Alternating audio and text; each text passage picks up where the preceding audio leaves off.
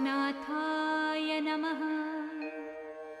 ॐ मल्लिकार्जुनाय नमः। ॐ महाकालेश्वराय नमः। ॐ ओंकारेश्वराय नमः। ॐ वैद्यनाथाय नमः। ॐ भीमशंकराय नमः। ॐ रामेश्वराय नमः। ॐ नागेश्वराय नमः। ॐ विश्वेश्वराय नमः। ॐ त्र्यंबकेश्वराय नमः। ॐ केदारेश्वराय नमः।